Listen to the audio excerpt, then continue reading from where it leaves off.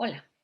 Em, en esta ocasión, en esta clase, vamos a hablar sobre los inicios de la sociología, cómo fue que surgió esta ciencia social, qué influencias tuvo para desarrollarse de manera posterior y con bastante fuerza. Vamos a ver básicamente las que son más, son las fuerzas sociales. Y en cuanto a las fuerzas intelectuales, solo vamos a hablar de la ilustración.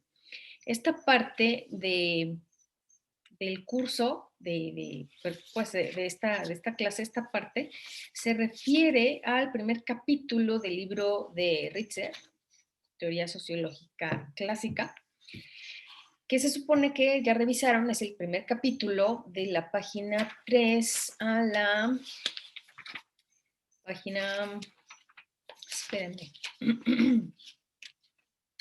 a la página 13, de la 3 a la 13. Solo esas paginitas son las que se tienen que revisar para esta parte nada más, donde vamos a hablar de los inicios de la sociología en el siglo XIX. Entonces, bueno, vamos a abordar este tema, a ver qué tal les parece.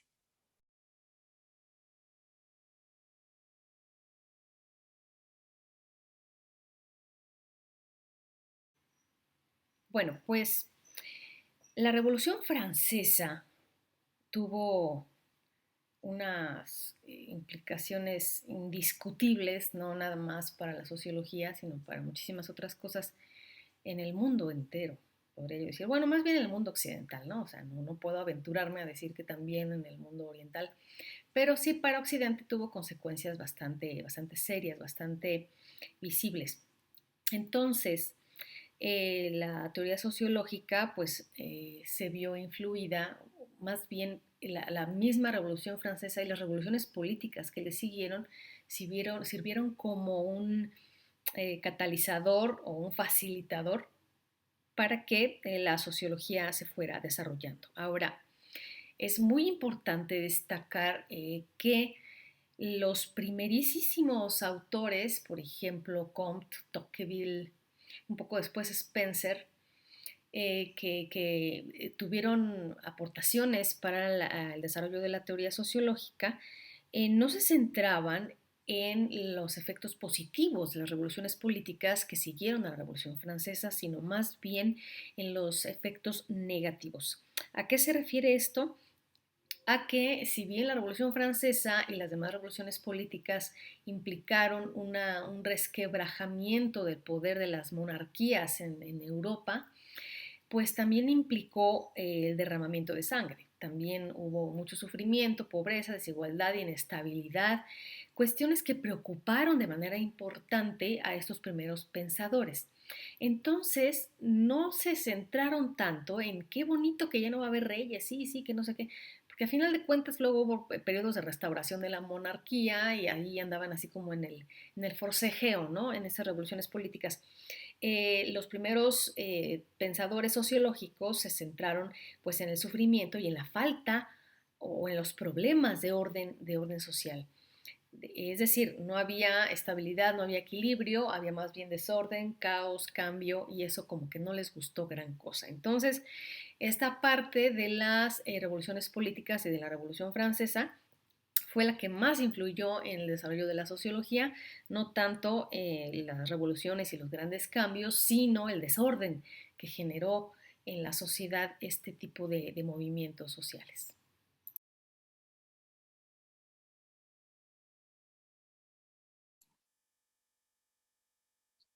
Entonces, uno de los más importantes pensadores de esa época, del siglo XIX, que favoreció el nacimiento y el desarrollo de la sociología, es Augusto Comte. Augusto Comte, que no es el padre de la sociología, me resisto yo a considerarlo como tal, porque lo que más hizo Comte fue más un pensador, un filósofo, ¿no? Él acuñó, él creó la palabra sociología, que en un principio le llamaba más bien física social, con ciertos conceptos ahí relacionados, pero él nunca hizo investigación así en concreto. O sea, nada más pensaba, decía, el pero no hizo realmente investigación. Entonces, Comte veía el desorden en el que había quedado la sociedad francesa, en ese caso, pues, donde él vivía, como resultado de la Revolución Francesa y las revoluciones políticas que le siguieron. Todo era un caos, todo era un desorden. Entonces, lo que él pensaba era cómo hacerle para que la sociedad regresara al cauce, pues regresar al buen camino, que él consideraba buen camino, y ya evitar que en el futuro hubiera movimientos sociales tan fuertes y tan sangrientos como la Revolución Francesa y las demás revoluciones políticas. Por ello, él se centró en el orden y en el progreso. ¿Sí? Era el lema del positivismo. No sé si se acuerdan de este filósofo, seguramente lo mencionaron por ahí en sus cursos de filosofía en la prepa. A lo mejor se quedaron dormidos en esa parte, pero alguien en algún momento les dijo a Augusto Comte, es un filósofo importante, y lo que hizo fue la filosofía positivista, ¿no? Entonces, Comte estaba pues asombrado, aterrado por los resultados de las revoluciones políticas que siguieron a la francesa, y lo que él pensaba era cómo hacerle para regresar al orden y al progreso, ¿no? Entonces, él sugería que una de las formas en las que podía digamos, regenerarse la sociedad era a través de la ciencia, ¿sí? En algún momento él pensaba, ¿no? Llegó a hacer así como vaticinios, ¿no? Así con su bola de cristal, yo creo. Pensaba que la ciencia, al final de cuentas, iba a ser así como la reina de la sociedad entera, porque era la única manera fiable de poder conocer el mundo, poderlo predecir, poder saber qué es lo que está pasando era a través de la ciencia, ¿no? Por ello decían, necesitamos una ciencia de lo social. Y se las ingenió para sacar de la manga una física social, a la que luego le siguieron ciertos conceptos como dinámica social, estática social, todo muy emparejadito con la física, ¿no? ¿Por qué? Lo vamos a ver un poquito más adelante. Entonces, Comte es un gran filósofo que ayudó al surgimiento de la sociología, pero no realmente hizo investigación. Él nada más pensaba cosas, a veces cosas muy locas. Por ejemplo, convertir a la ciencia en una religión y cosas así. Es como, eh, tenía algunos problemas de salud mental, este Comte, pero bueno, eso no le quita que aportó cosas interesantes e importantes para el desarrollo de la sociología en años posteriores. Entonces es un filósofo importante, interesante, que vamos a ver en algún momento, no sé si de este curso, creo que no, no, en este curso no, pero sí en el curso de epistemología del siguiente semestre, vamos a ver un poquito más a profundidad de qué se trata el positivismo, que le llamaba positivismo, que es muy chistoso esto. Bueno, se me hace chistoso a mí.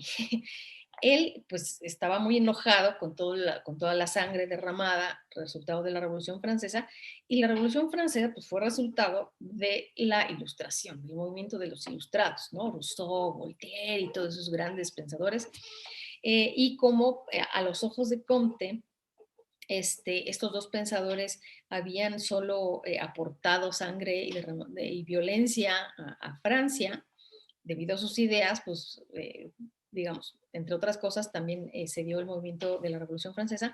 Entonces veía Comte a Voltaire, a Rousseau, como pensadores que solo generaban caos, que solo generaban desorden. Por ello les llamó los negativistas, eran cosas negativas, eran cosas horribles, ¿no? Y lo suyo, decía, mi filosofía se llama positivista, positiva, ¿no? Según él. Pero bueno, tiene cosas interesantes, tiene cosas importantes, eso que no caiga en saco roto. Y vamos a ver pues algunas de las otras fuerzas que contribuyeron al desarrollo de la sociología.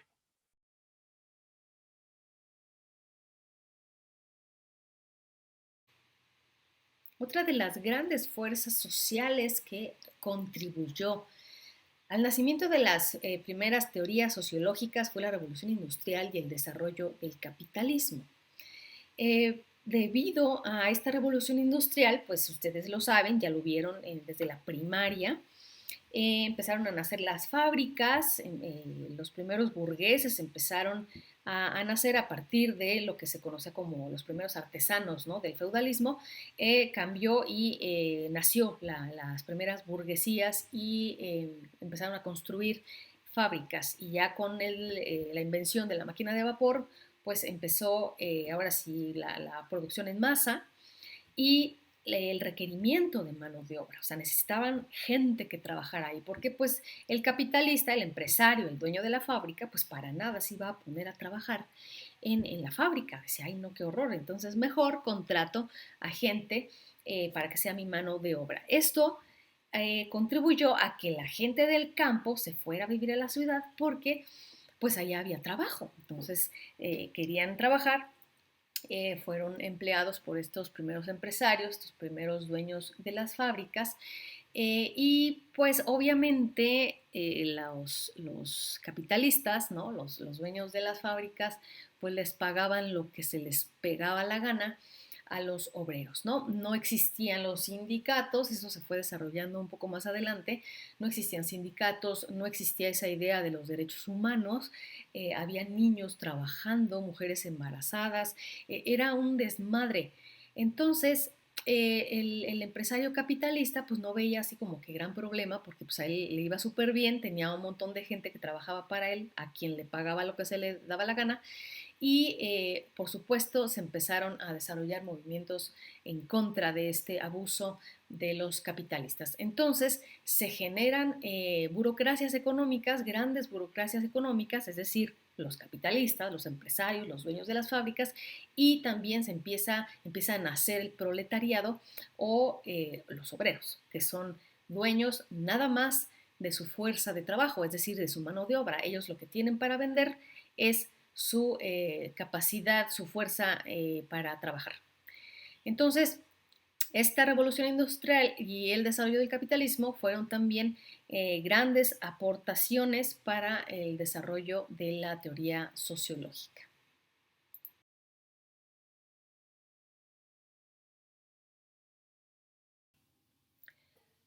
Así, respecto de esta fuerza social relativa a la revolución industrial y el desarrollo del capitalismo, uno de los grandes teóricos que tuvo influencia en la sociología, sobre todo en aquellos tiempos, fue Marx, ¿no? Carlos Marx.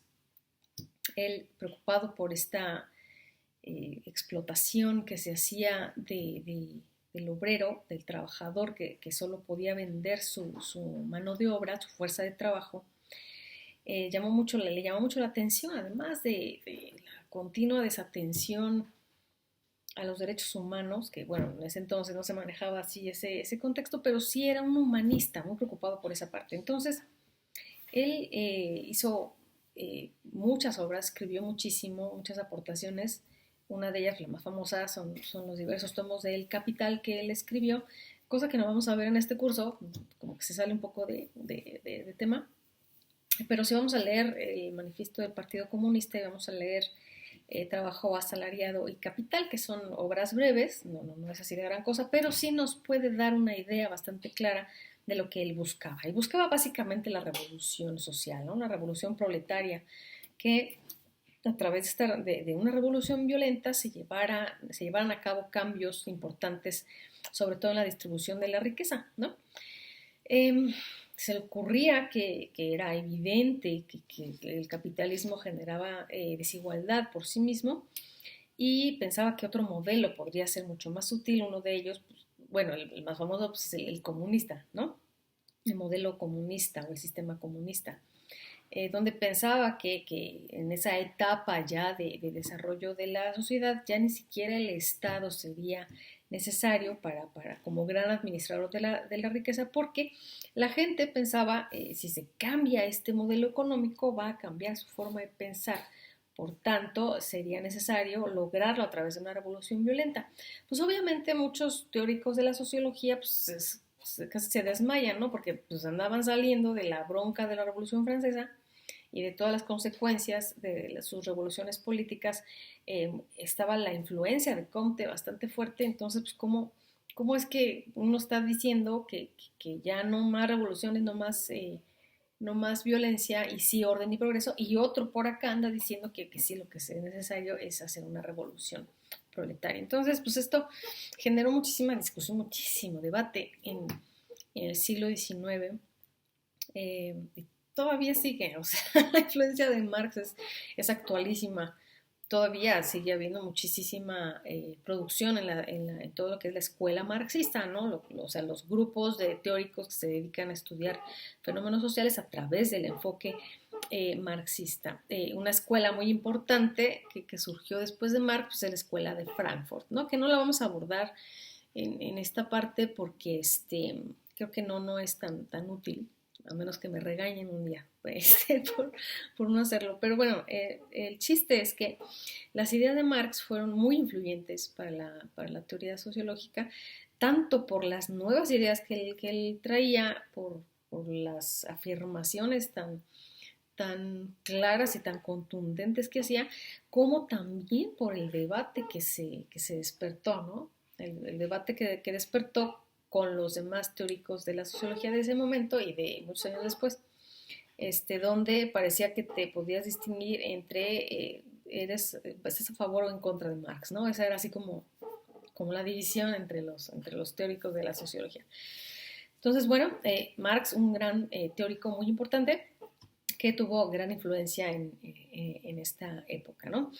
Sus ideas sobre el comunismo siguen estando vigentes, no porque se hayan llevado a cabo realmente, no hay país alguno en el que se haya logrado un sistema comunista como el que Marx pensaba, solo ha habido experimentos, y por cierto, experimentos bastante lamentables, porque Marx jamás pensó en sí, vamos a matarlos a todos que no estén de acuerdo conmigo, pues no, o sea, esa no era su idea. Entonces sí es importante tomar en cuenta que de lo que pensaba Marx a lo que realmente se hizo, hay una distancia gigantesca, ¿no? Entonces es uno de los grandes pensadores de esta época relacionado, por supuesto, con la revolución industrial y el desarrollo del capitalismo.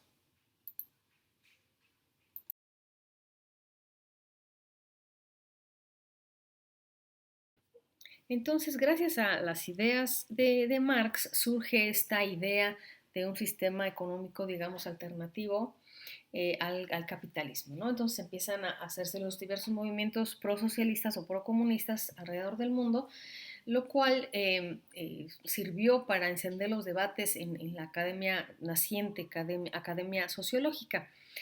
Como bien lo dice el texto en la página 8, parece que Marx es una figura atípica entre los primeros años de la teoría sociológica, dado que los sociólogos en sí obviamente no eran insensibles a las injusticias eh, que estaban presentándose debido a la industria y al sistema capitalista. No eran insensibles a ello. Pero lo que no querían era que se llegara al extremo de una revolución violenta y más bien se iban por el lado de la reforma social. Entonces hay una gran diferencia entre Marx y los demás teóricos de la sociología, además de que hay un dato creo que bastante sugerente. Cuando la sociología empezó a nacer, bueno, nació, empezó a desarrollarse más bien, muchos de los primeros teóricos impulsaban muchísimo y defendían el uso de la razón y la objetividad, es decir, el no apasionarnos o el no meter la entraña o los sentimientos, o las emociones cuando se hacía sociología. Por supuesto, toda la ideología debía quedar fuera de la investigación científica en sociología, pero en Marx no quedaba fuera y no le daba pena decir, sí, es ideológico y qué, ¿no? Ya estoy harto del abuso, de la explotación o qué sé yo. Entonces, por eso también Marx es algo atípico porque trabajaba, digamos, con su propia ideología ahí entremezclada, entretejida en sus aportaciones teóricas y filosóficas sin empacho alguno, es decir, no se medía, él decía, si esto es ideológico no me importa, ahí está lo que estoy señalando, las críticas que hacía hacia el sistema capitalista pues sí se caracterizan por ser muy ideológicas, muy apasionadas. tal como vamos a ver en algunas lecturas.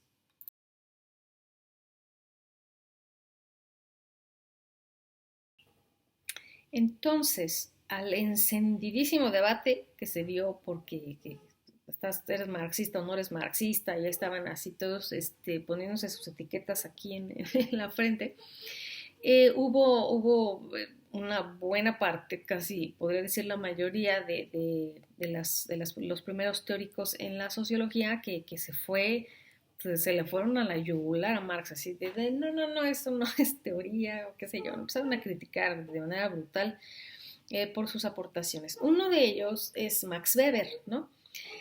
Que no necesariamente lo criticaba así como horrible, o sea, no.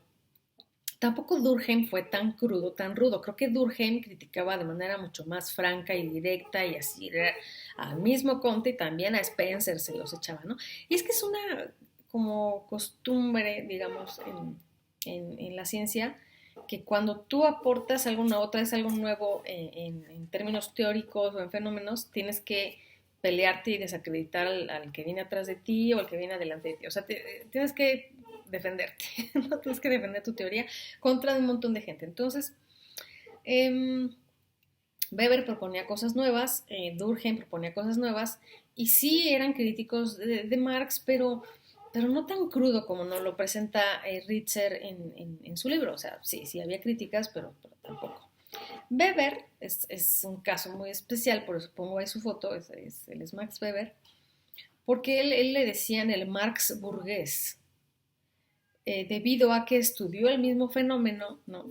El desarrollo del capitalismo, pero desde otra perspectiva. O sea, uno puede estudiar un fenómeno, el que ustedes quieran, criminológico, sociológico, politológico, el que ustedes quieran, lo pueden analizar desde diversos enfoques teóricos.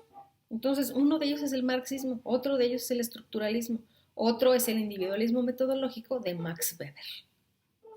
Entonces, Max Weber le dijo no le dijo a Marx, porque Marx se había muerto, ¿no? A la academia, pues, comunicó, ¿no? Pues sí, el capitalismo sí se ha desarrollado de tal forma, y él decía, pero no creo que sea cosa así como propia del capitalismo el explotar o el funcionar de esa manera tan cruda y tan horrible. Es de la gente es lo que lo hace funcionar así, no es que el sistema capitalista trabaje así ya y lo dejemos y así nació y quién sabe quién lo hizo, o sea, no, es producto de las personas. Nosotros, día con día y hasta la fecha, cada que agarramos un camión, cada que consumimos algo, pues estamos alimentando el sistema capitalista, o sea, ahorita como que no tenemos de otra. Entonces, Max Weber decía, no es el sistema capitalista el que genera todas estas desigualdades, sino la acción individual, la gente que hace ciertas cosas provoca que el capitalismo sea así. Y lo demostró haciendo una obra, digamos, una investigación, creo que es su tesis, ya ni me acuerdo si es su tesis o no, que se llama La ética protestante y el espíritu del capitalismo, que vamos a revisar en este curso. Es un libro en donde se dedica a estudiar el desarrollo del capitalismo visto desde la acción individual, o sea, cómo las personas, y habla de la ética protestante, porque dice cómo es que el protestante, el religioso, pues el de la religión protestante, favorece con sus actos que el capitalismo funcione de esta manera, ¿no? Entonces, es una obra muy interesante, creo que pesada, pero está bien, y lo vamos a revisar. Entonces, Max Weber es uno de esos teóricos que decía, sí, Marx, o sea, sí, el capitalismo genera desigualdad y es un desmadre, sí, pero no es que sea el sistema o la estructura, es la gente lo que hace que funcione de esa manera, ¿no? Entonces, ahí, wow, todo el mundo se fueron para atrás, ¿no? Pues estuvo muy bien, y entonces vamos a revisar a ese autor un poquito más adelante.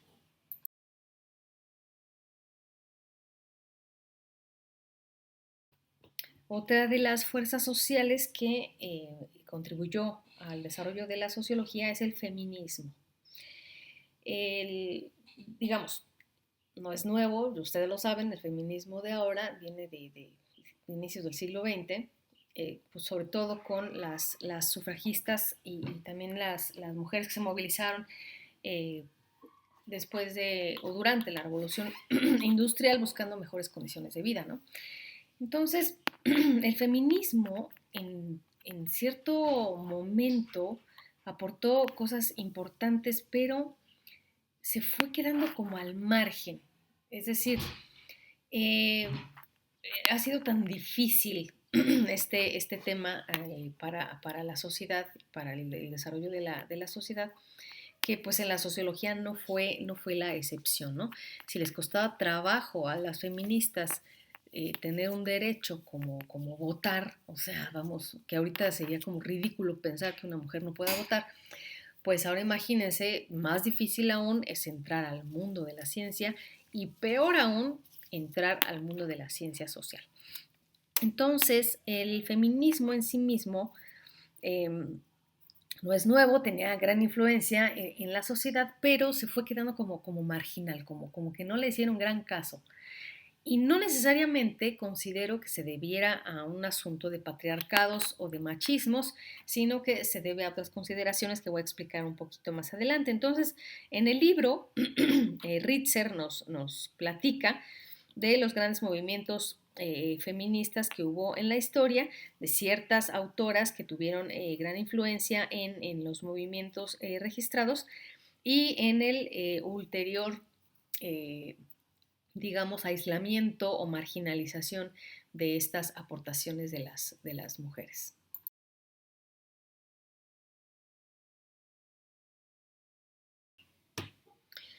Por supuesto que la influencia de los movimientos feministas se iba a dar mucho más tarde, ¿no? Sobre todo en la segunda mitad del siglo XX y en la actualidad sigue teniendo bastante fuerza. El asunto aquí, o sea, ¿por qué, vamos, por qué no necesariamente considero yo que se debía a cosas de patriarcado, a cosas de machismo así externalizado, ¿no? De los sociólogos, es porque para ellos el género en sí no era una variable así como muy importante para explicar cosas. Una variable, ¿qué es eso? Una cualidad medible de un fenómeno, ¿sí? Por ejemplo, es muy probable que la variable ingreso me pueda explicar algún nivel de criminalidad en una comunidad. O sea, si mientras más ganen unos y menos ganen otros, es probable que se dé problemas ahí tal vez de frustración y también se puede desarrollar un fenómeno delictivo, ¿no? Donde pues, los que menos tienen quieran robarle a los que más tienen, qué sé yo. El ingreso es una variable que puede explicar varias cosas. El ingreso también ha podido explicar en cierta medida por quién vota uno. También el nivel educativo, es otra variable importante. Entonces, estaba tan, digamos, tan casada la sociología con la idea de que debíamos parecernos lo más posible a las ciencias naturales, que debíamos elegir variables que tuvieran fuerte poder explicativo para un fenómeno, que el género en sí mismo como que no funcionaba gran cosa. El género es más una constante, pues, o sea, hay muchos géneros ahora, ¿no? No podemos decir que hay veces que sí hay género y a veces que no hay género, o sea, sí, el género siempre va a estar. Por esa característica, es en comparación con, por ejemplo, el nivel educativo, nosotros podemos tener pues, alguien que nunca fue a la escuela, o sea, no tiene nivel educativo, porque hay gente que jamás fue a la escuela, todavía en este siglo XXI, y puede haber gente que tenga a nivel educativo así hasta doctorado, ¿no? Entonces tú puedes encontrar gente que no tiene y gente que sí tiene, pero no puedes encontrar gente que no tiene género y que sí tiene género y más bien son muchos géneros, ¿no? Entonces, acuérdense que estamos hablando del siglo XIX y el principio del siglo XX, o sea, no está este debate de los géneros de ahora, ¿no? Entonces, para esos científicos, esta variable de género, pues no era así pues como, ¿de qué te sirve saber si género femenino, que era lo que existía en esa época, femenino masculino, pues qué es eso que me va a explicar, o sea, nada, ¿no? Entonces, Creo que es una razón, vamos, después de haber leído a Durkheim, de haber leído a Weber, nos damos cuenta que sus visiones, y mucho menos a Marx, ¿no? Marx no tenía una visión machista en absoluto. Eh, Su preocupación era más bien considerar variables y temas que fueran trascendentales y no consideraban que el género, por ser una constante en lugar de una variable, pues fuera realmente importante. Entonces, por ahí que el feminismo no tuvo gran importancia en esa época, pero pues ya se desquitó desde los años 60, más o menos, hasta la fecha, está presente y no creo que lo vayan a quitar, no le vayan a quitar su lugar en el corto, ni mediano, ni de largo plazo, ¿no? Ahí se va a quedar la discusión sobre el género porque pues se han descubierto cosas que son importantes y que se pueden explicar a través de las diversas teorías de género, a veces de manera bastante plausible y a veces no, o sea, a veces que no le dan al clavo, pero bueno, ese es otro tema. Entonces ahí está, el feminismo como fuerza social importante para el desarrollo de la sociología.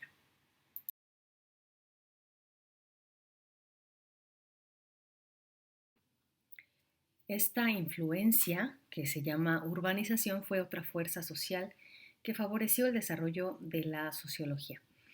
Debido a estas migraciones de las que ya hablamos del campo a la ciudad, debido a la oferta de empleo que había en las fábricas, pues trajo consigo también otros problemas que debía abordar la naciente y en desarrollo sociología. Uno de ellos, por supuesto, es el hacinamiento o masificación, donde empezaron a observarse que se formaban, no sé, colonias con familias que en un cuartito estaban 10 viviendo, ¿no? Y los problemas que esto generaba. Otros problemas, pues el tráfico, la contaminación, y etcétera, ¿no? Entonces, esta fuerza social fue importante, sobre todo para los desarrollos posteriores de lo que sería la sociología urbana y escuelas que se fueron instaurando, se fueron desarrollando como resultado de la urbanización.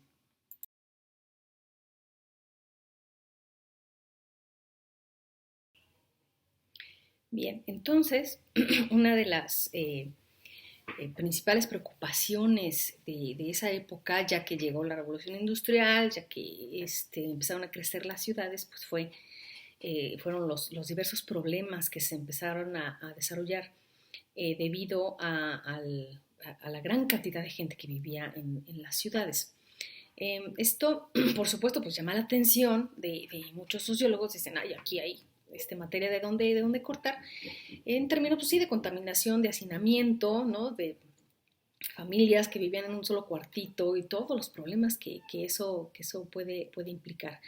De esta forma, una de las primeras escuelas sociológicas que nacieron en Estados Unidos es la Escuela de Chicago, una escuela que se dedicó principalmente a los problemas urbanos, los problemas de las ciudades, porque una ciudad pues tiene su chiste, o sea, no es así como que de repente ya estaban ahí, no, o sea, se fueron formando, fueron creciendo, implicaron un montón de desigualdades que se fueron desarrollando ahí y por tanto la sociología estaba muy interesada, ¿no? Ahorita pues existe esa corriente dentro de la sociología, que la sociología se divide así como en mil cosas, ¿no? Sociología de la religión, sociología de la educación, sociología de un montón de cosas, y una de ellas es la sociología urbana, ¿no? Esta escuela, la escuela de Chicago, que se dedicó, repito, sobre todo a problemas urbanos, tiene una influencia muy fuerte en la criminología, porque por supuesto ahí empezaron también a desarrollarse las desviaciones o las conductas antisociales, ¿no? Entonces, uno de los teóricos más importantes que centró su atención en esto, pues fue Park, que ahí está su foto, y también estaba Max Weber desde el inicio, parece, o sea, lo toman mucho como un fundador de la Escuela de Chicago, porque además no se tomaba estos problemas desde un punto de vista estructural, sino desde el punto de vista individualista, que era muy propio de Max Weber. Por tanto, la Escuela de Chicago tiene esa perspectiva, ¿no? Muy, muy importante para la sociología de esa época, de principios y hasta mediados del siglo XX, ya estaba con mucho auge este tipo de estudios.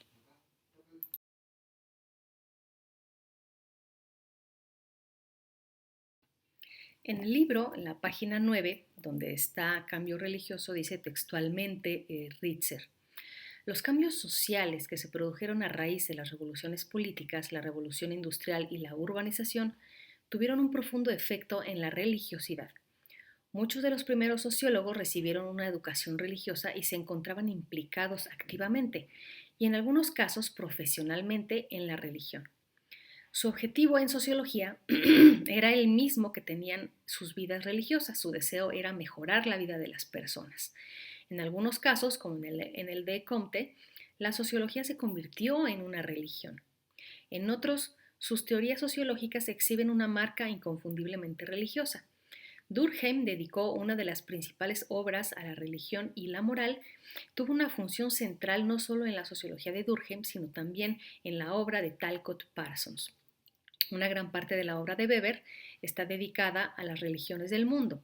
Marx también se mostró interesado por la religiosidad, aunque su orientación fue mucho más crítica.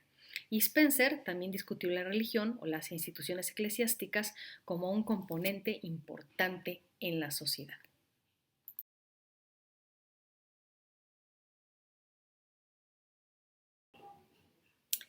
Ahora, es muy importante tomar en cuenta una cosa. En la diapositiva anterior puse ahí una foto de Lutero, ¿no? Si se acuerdan, uno de los impulsores de las revoluciones religiosas en Europa pues fue Lutero y también Calvino, cuando ellos decidieron separarse de la Iglesia Católica y dar lugar a la Revolución Protestante y el surgimiento de un montón de religiones que ya no eran católicas, sino, digamos, de la rama protestante, como los adventistas, luteranos, calvinistas, puritanos, bueno, son muchísimas, ¿no? Pero esto, o sea, no es esencialmente importante en términos nada más de la religión, ¿no? De que ya no nada más la Iglesia Católica era así como la mera canchanchera, sino que esa, digamos, influencia monolítica que tenía la Iglesia Católica en la Europa desde antes de, digamos, Edad Media hasta empezaron las revoluciones protestantes en el siglo XVII, siglo XV, no, siglo XVI, siglo XVII creo.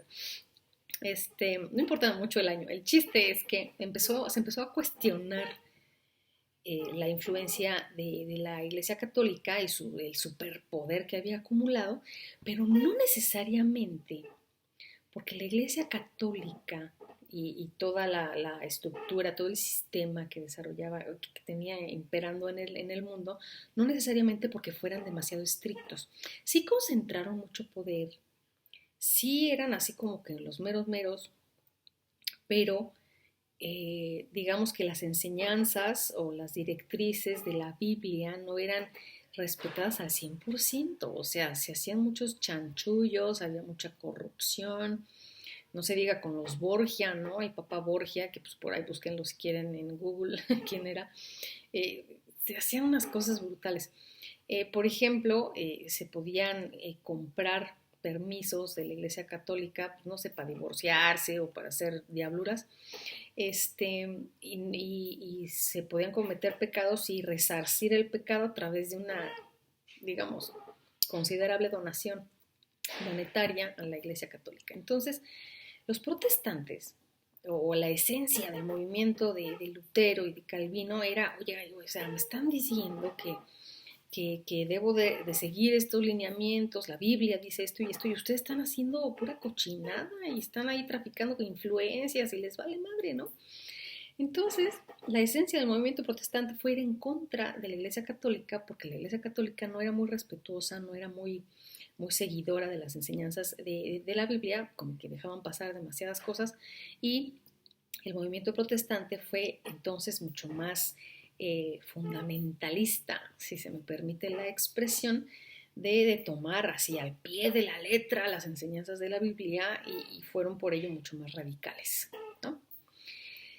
Esto devino en un resquebrajamiento del sistema religioso. Ya no era un monolito al que uno tenía que hacerle caso, que era la Iglesia Católica, sino que se fue dividiendo en varios monolitos. Entonces, la gente empezó a cambiar de forma de pensar, o sea, decir, bueno, entonces resulta que la todopoderosa Iglesia Católica ya no es tan todopoderosa, ya no es tan cierto lo que me decía, entonces yo ya puedo usar mi cabecita y juzgar qué me conviene y qué no, ¿sí? Cómo quiero llegar al cielo, y una serie de cosas, ¿no? Entonces, este cambio religioso, por supuesto, tuvo muchísima influencia en el desarrollo de las corrientes racionalistas, materialistas, más apegadas al mundo y no al más allá, ¿no? Desde Descartes hasta ahorita, ¿no? Entonces fue muy importante estas revoluciones protestantes y por supuesto muchos sociólogos ya, digamos, con la carta libre de poder hablar o poder hacer críticas respecto de la religión, pues eh, devino en el desarrollo de un montón de obras que abordaban el fenómeno religioso, ¿no? Durkheim, por ejemplo, pues sí era muy religioso y toda la cosa, pero fue pues, de los primeros sociólogos que dijo, pues sí, bueno, la religión es en sí una obra humana, ¿no? O sea, no es así como que Dios dijo, hagan esto, porque no hay pruebas fehacientes de ello, es más bien un producto de las personas, ¿no? Max Weber también estudió el fenómeno religioso desde otra perspectiva, más bien desde de la perspectiva de la ética protestante, de cómo maneja su vida el protestante y cómo eso tiene consecuencias para un montón de sistemas, entre ellos el sistema económico. Entonces, sí, es una influencia muy importante el cambio religioso para estudios en la sociología.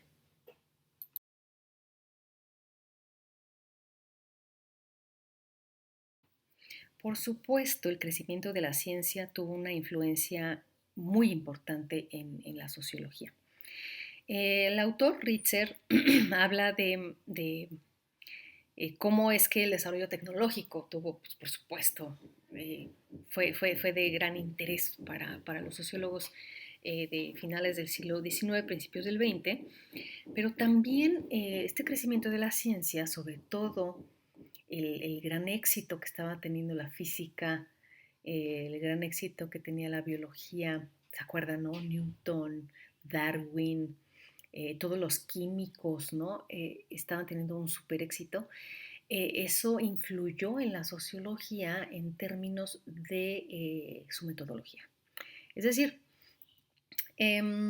las ciencias sociales en general y la sociología en particular no es nada más así de que pongo una nueva ciencia y ya no, ya por sus propios méritos que se desarrollen. No, siempre hay un modelo a seguir. Cuando uno observa que esa ciencia, de las ciencias naturales, se desarrollan pues básicamente sin grandes problemas metodológicos, pues lo más lógico es imitar su modelo. Entonces así influye de gran manera el desarrollo de la ciencia en la sociología, sobre todo en términos de conceptos. Por ejemplo, hablé de que Comte utilizaba el término física social para abordar los fenómenos sociales y le contribuyó también con conceptos como dinámica y estática social, ¿no? Básicamente para estudiar la estructura no cambiante y también el cambio social. Esa sería la dinámica social, y la estructura pues sería más que nada la estática, ¿no?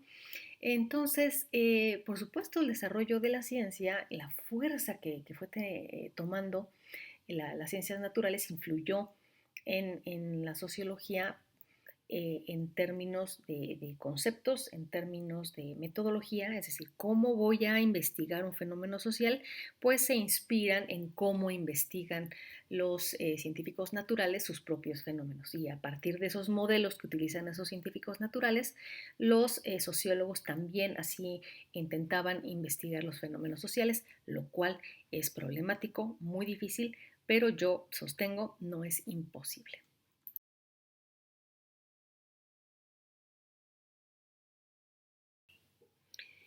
Esta cuestión es más importante de lo que parece, porque se han desatado debates así de agarrarse de las greñas, ¿no? De por qué tenemos que imitar a las ciencias naturales, a la física, a la biología, y no, que como, porque la sociología estudia seres humanos en lo colectivo, ¿no? Los fenómenos sociales agregados, y nuestro objeto de estudio, el ser humano y lo colectivo, pues no se parece gran cosa a cuando uno estudia, no sé, la resistencia del concreto o cuando uno estudia el nacimiento de una plantita o la evolución de las especies. Pues es muy difícil. ¿Por qué? Porque el ser humano tiene, si bien algunas características constantes, hay muchísima variabilidad en su conducta. O sea, predecir lo que va a pasar con la sociedad del día de mañana, pues está en chino, porque cambiamos de decisión, cambiamos de valores, cambiamos de contextos, por tanto es complicadísimo esa parte específica de hacer predicciones. Pero luego llegó este San Karl Popper, un filósofo de la ciencia, y dijo, ¿por qué quieren hacer predicciones? O sea, realmente esta parte de que es que las ciencias sociales no pueden hacer predicciones, esa parte no es la importante en la ciencia. Es más, dice Popper, hay solo escasísimas disciplinas científicas en las ciencias naturales que logran hacer predicciones precisas. Eh, Vamos, por ejemplo, pues sí, en astronomía, pues sí se pueden hacer un montón de predicciones porque son sistemas repetitivos, estacionarios y podemos saber qué va a pasar. Pero, por ejemplo, con el clima, ¿no? Pues, nada más dicen, no, pues el pronóstico es este, pero quién sabe, ¿no? O sea, igual y de repente decide soplar el aire y ya se llevó todas las nubes y siempre sí va a haber sol y no va a haber lluvia, porque realmente no se puede hacer, no se puede hacer con tanta exactitud una predicción, ¿no? Entonces, eh, no necesariamente utilizamos la metodología así copy-paste de las ciencias naturales. No. Sí hay cosas que deben de variar. Por ejemplo, la forma en que experimentamos en sociología es distinta a la forma que se experimenta en física o en química, ¿no? Nosotros no podemos experimentar con personas así en un cuarto y meterlas en un cuarto a ver qué hacen. Pues no, o sea, es más, ahorita se hacen muchos, se ponen muchos peros al momento de en que se quieren hacer ese tipo de experimentos. O sea, no está permitido hacerlo, ¿no? Y menos en psicología, por ejemplo, ya no se puede experimentar con personas. Así lo voy a meter en un cuarto a ver, mátense, ¿no? Pues no, o sea, eso no se puede hacer. Pero sí experimentamos a través de nuestros instrumentos de investigación, ¿no? Entrevistas, encuestas, grupos focales, grupos de discusión, historias de vida, etnografía, sí se experimenta, más bien se pone a prueba, se ponen a prueba nuestras hipótesis a través de un montón de instrumentos, y eso es la experimentación en ciencias sociales.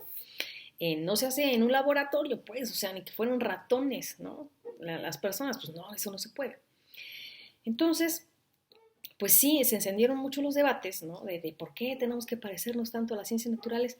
Pienso que no es así igualito el método, ni la metodología no es así exactamente la misma, pero sí es algo muy parecido, muy adaptado, y que tiene buenos resultados, ¿no? De ahí que las investigaciones cuantitativas, es decir, con estadística, sean muy comunes en la sociología, Estadística descriptiva, estadística inferencial se utiliza de manera regular en las investigaciones sociológicas y también hay cualitativa, ¿no? Donde la verdad es que las muestras utilizadas para hacer una investigación no son representativas, no son así como representativas de toda una población, pero tienen resultados importantes. Entonces, pienso que si bien la sociología nace eh, adoptando un montón de modelos y de metodologías de las ciencias naturales, en el transcurso del tiempo fueron encontrando las maneras más prudentes y más viables para poder hacer de esta ciencia, que es una ciencia por supuesto, hacerla más fiable, ¿sí? Que los resultados sean concretos, sean creíbles, pues, que la comunidad científica pueda decir, vale, esto sí funciona, esto no funciona. Entonces, sí hay un parecido importante y yo no veo por qué debe de ser criticable, ¿no? No es tanto que una metodología sea exclusiva por sí misma de las ciencias naturales o de las ciencias sociales. O sea, no. Es simplemente una metodología que inventamos los seres humanos y la podemos aplicar a lo que nosotros queramos. Entonces, ¿por qué no aplicarla a los fenómenos sociales?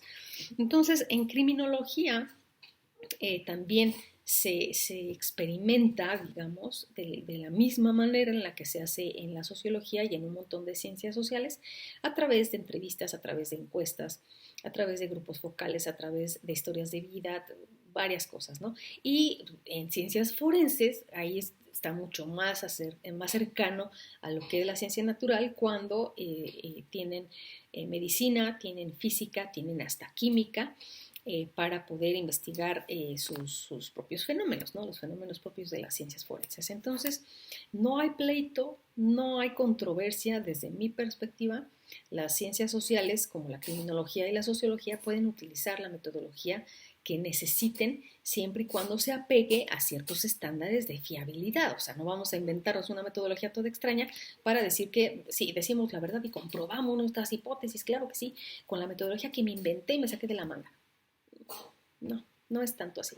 Es más bien respetar ciertos cánones, ciertos pasos a seguir que sean aceptados por la comunidad científica. Entonces, por este lado, yo creo que no hay ningún problema y la ciencia, con toda su influencia, la ciencia natural, con toda la influencia que ha tenido en las ciencias sociales, no es algo que debamos descartar, sino algo que debemos aprovechar.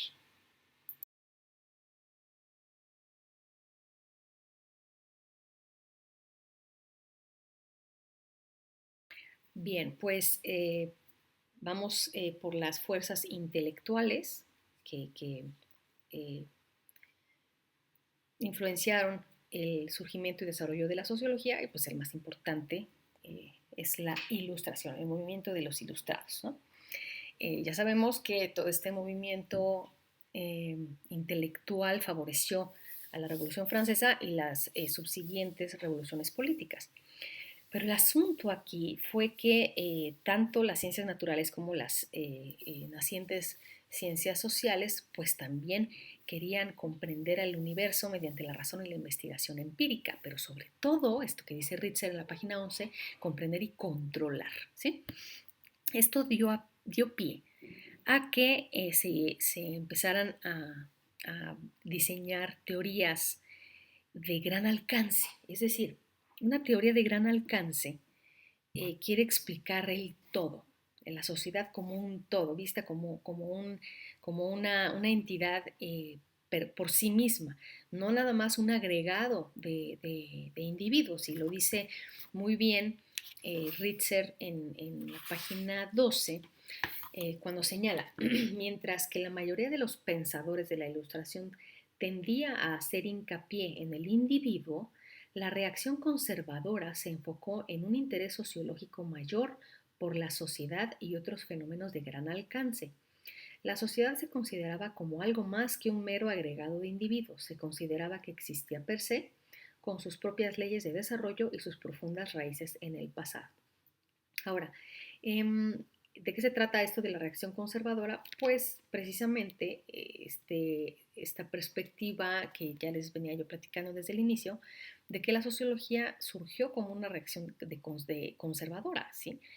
muy crítica respecto del cambio, de los desórdenes y más bien buscaba el orden y el progreso, ¿no? Con Comte. Entonces, la sociedad, o así, la sociedad en general era la unidad de análisis más importante, es decir, el, el, el objeto o la entidad de la cual se iba a extraer la información era la sociedad como un agregado, ¿sí? Entonces, era la sociedad la que creaba al individuo, es lo que vimos con los estructuralistas, la sociedad creaba al individuo a través del proceso de socialización. Entonces, esta perspectiva estructuralista fue fundamental y fue muy fuerte en los inicios de la sociología. El individuo no se consideraba ni siquiera el elemento básico de la sociedad, que se componía de elementos como funciones, posiciones, relaciones, estructuras e instituciones. Y la función de los individuos era un poco más que llenar esas unidades de la sociedad. Es decir, el individuo era más bien un títere que cumplía un papel y tan, se acabó. Entonces, se creía que las partes de una sociedad estaban interrelacionadas y eran interdependientes, y de hecho esas interrelaciones constituían la principal base de la sociedad. Esta visión condujo a una orientación política conservadora, es decir, debido a que las partes se suponían interrelacionadas, manipular una de ellas podía conducir a la destrucción de las otras partes y, consecuentemente, del sistema en su conjunto, lo que suponía que la introducción de cambios en el sistema social debía realizarse con suma precaución. De ahí que cualquier cosa que se pareciera a una revolución social era tomada con terror, básicamente, de no hagan revoluciones, mejor vamos a hacer algo con cuidado, una reformita por ahí y ¿no? Porque pensaban que si una parte de la sociedad digamos, se convulsionaba, pues iba a afectar al resto y no estaban equivocados, por supuesto que eso sucede.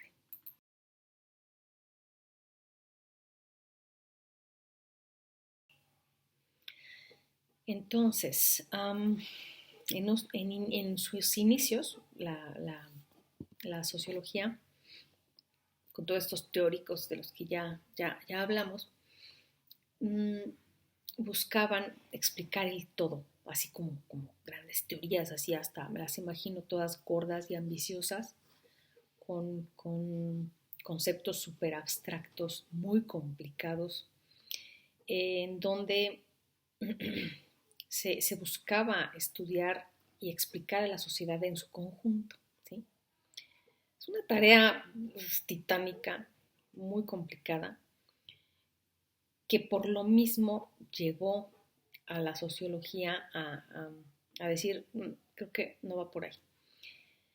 Fueron otros sociólogos más, más de la segunda mitad del siglo XX, que bueno, también con la escuela de Chicago y toda la influencia weberiana de Max Weber, que dijeron, necesitamos teorías de alcance medio, o sea, no de alcance así completo, donde yo quiera así sacar la teoría general de la sociedad. Pues está en chino porque pues son sociedades distintas, cambiantes, dinámicas, que en sí tienen algunas cosas en común, pero muy complicado sacar una sola teoría, que me explique todo. O sea, pues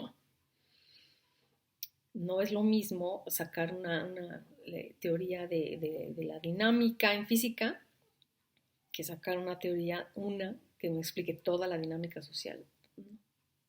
No. Entonces, las teorías de alcance medio ya fueron menos ambiciosas. Dijeron, a ver, vamos a centrar nuestro enfoque, nuestro objetivo de investigación en cierto momento, de cierto lugar, con cierta sociedad, de ciertas características. O sea, no podemos sacar así como que del todo, ¿no? A partir del estudio de una sola sociedad no puedo hacer generalizaciones. Es muy, muy complicado. Entonces, mejor nos centramos, por ejemplo, a estudiar a los, no sé, grupos indígenas y ya, ¿sí? Y a cierto grupo indígena de cierto lugar y de cierta época. O la esclavitud, en tal lugar y tal época, ya, ¿no? Las mujeres, y ya. Pero en cierto lugar, en cierto periodo, y ya, ¿sí? O sea, hacer teorías con menos ambición y que lograran explicar cosas de manera entendible, porque si nosotros leemos a Talcott Parsons, uno dice, ¿qué diablos hiciste? O sea, porque Parsons, como lo mencioné en algún otro video, quiso reconciliar esta visión estructural, ¿no?, global de la sociedad eh, con las teorías más individualistas. Se las quiso reconciliar y armó un enjuague así que nadie entendió al final. Eh, y casi nadie utiliza las teorías de Parsons, pero tuvo sus aportaciones muy importantes, eso sí, no crean que los hago menos, son muy importantes. Entonces, esta visión así de los nacimientos de la sociología fue un nacimiento muy ambicioso, eh, querer emular a las ciencias naturales y además explicar a la sociedad en términos globales, en términos generales, pues fue una tarea titánica que admiro mucho de estos precursores y primeros teóricos de la sociología, pero sí fue una tarea muy complicada, muy difícil para aterrizarla en algún hecho particular, ¿no?, de una sociedad en específico. Entonces, bueno, esto fue ya el final del video. Espero, si tienen alguna pregunta, no duden en hacerla y aquí estamos al pendiente y pues nos vemos en la siguiente.